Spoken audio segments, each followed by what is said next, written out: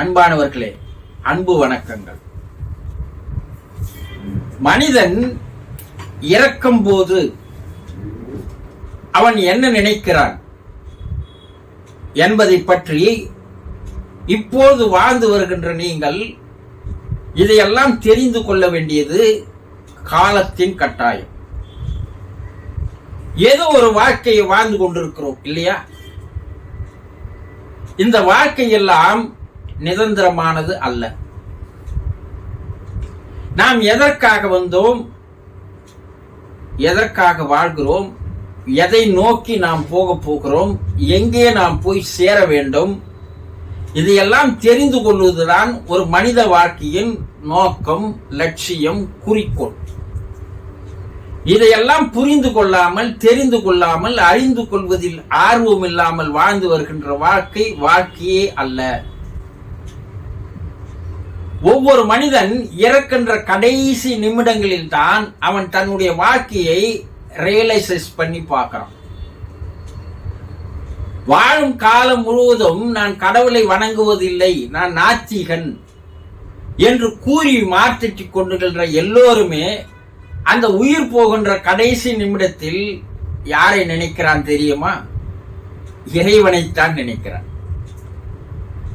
வாழ்க்கை மேலோட்டமாக பெருமைக்காக நான் கடவுளை வணங்குவதில்லை, நான் நாத்திகன் என்று கூறி வருகின்ற எல்லோருமே அந்த கடைசி நிமிடங்களில் இறைவனை நினைத்து இறைவனிடம் மன்றாடுகிறான், அழுகிறான், போராடுகிறான். ஏனென்றால் நான் இறக்கக்கூடாது, நான் மரணம் அடையக்கூடாது, நான் இன்னும் வாழ வேண்டிய வாழ்க்கை இருக்கிறது. இறைவா, என்னை அழைத்து சென்று விடாதே, எனக்கு இன்னும் கொஞ்ச காலம் வாழ்வதற்குண்டான நாட்களைத்தா, ஆயுளைத்தா என்று மன்றாடுகிறார்கள். நாத்திகர்கள் இப்படி என்றால் ஆத்திகர்களோ அவர்களும் அதையேதான் பிரேயர் செய்கிறார்கள், பிரார்த்தனை செய்கிறார்கள். யாருமே கடைசி நிமிடத்தில் இறப்பதற்கு தயாராக இல்லை, மரணம் அடைவதற்கு தயாராக இல்லை. சித்தர்கள் தான் இறைவா வா, என்னை அழைத்து செல், நான் எதற்கும் தயாராக இருக்கிறேன், நீ வருவதற்காக நான் காத்து கொண்டிருக்கிறேன் என்று கூறக்கூடியவர்கள் யார் என்றால் சித்தர் பெருமக்கள் தான்.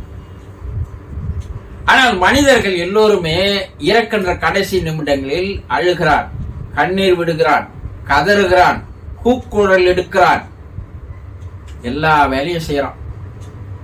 ஏன்? வாழ்வதற்கு ஆசை. பல ஆண்டுகள் இந்த பூமியில் வாழ்ந்து விட்டோம்.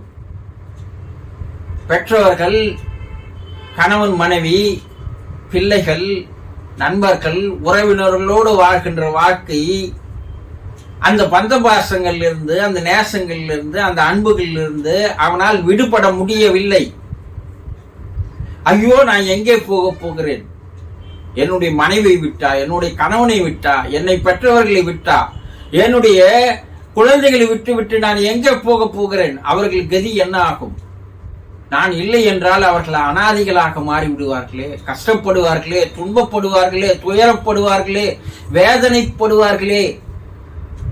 ஆகவே இறைவா, என்னை வாழவிடு என்று அந்த கடைசி நிமிடங்களில் அழுது மன்றாடி போராடுகிறான் இறைவனிடம்.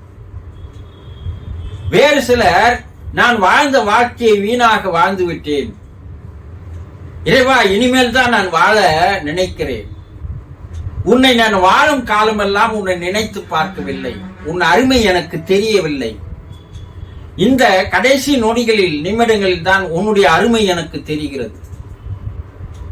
ஆகவே இனிமேலாவது நான் உன்னையே நினைத்தபடி உன்னிடம் வந்து சேர்வதற்குண்டான வழிமுறைகளை கற்றுக்கொள்ள இருக்கிறேன், அதற்காகவாவது என்னை தயவு செய்து வாழவிடு, சிறிது காலங்களாவது வாழவிடு என்று கெஞ்சி கூத்தாடுகிறான்.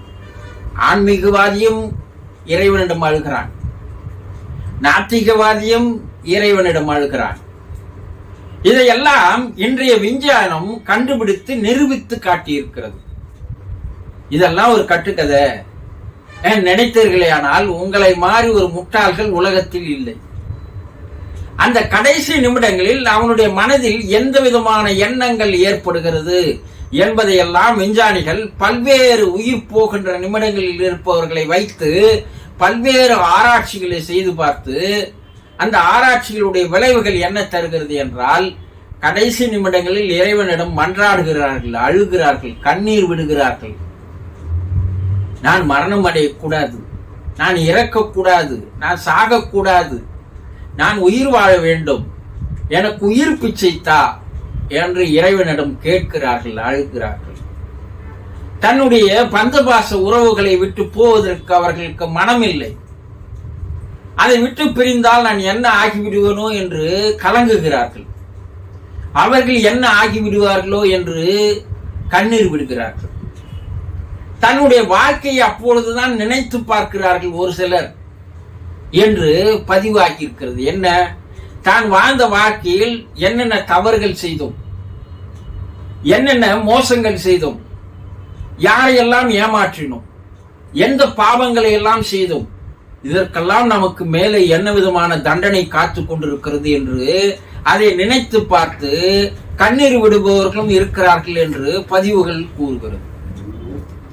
இதைதான் கண்ணெதிரிலே ஒரு திரை மாறி இருக்கும். அவனுடைய வாழ்ந்த வாழ்க்கை சில நிமிடங்களில் படங்களாக, திரைப்படங்களாக அவன் எதிரே அவனுடைய வாழ்க்கையை அவனே பார்க்கின்ற ஒரு நிலை வருகிறது என்று விஞ்ஞானிகள் கூறுகிறார்கள்.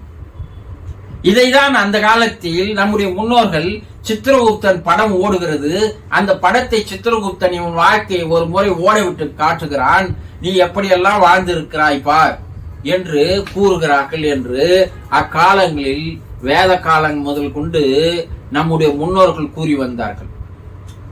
எவ்வளவு அளவு உண்மை என்பதை இன்றைய விஞ்ஞானம் நிரூபித்து காட்டுகிறது. கடைசி நிமிடங்களில் மனிதன் தன்னுடைய வாழ்க்கை வாழவே இல்லை. 80 வருடங்கள் வாழ்ந்தவர்கள் கூட ஐயோ நான் வாழ்க்கை வாழவே இல்லை, இனிமேல் தான் நான் வாழ ஆசைப்படுகிறேன், எனக்கு இன்னும் ஒரு 10 ஆண்டுகள் என்னை வாழ வையே என்று இறைவனிடம் கேட்கிறார்கள். இதையெல்லாம் பார்க்கும்போது விஞ்ஞானிகள் என்ன சொல்கிறார்கள், மனிதன் தான் வாழும் காலத்தில் தன்னுடைய வாழ்க்கையை வீணடித்து விடுகிறான். அதை எப்படி வாழ வேண்டும் என்று தெரியாமல் அவன் ஆயுளை கழித்து விடுகிறான். ஆனா கடைசி நேரத்தில் தான் அவனுக்கு வாழ வேண்டும் என்ற ஒரு ஞானம் ஏற்படுகிறது. எப்போ?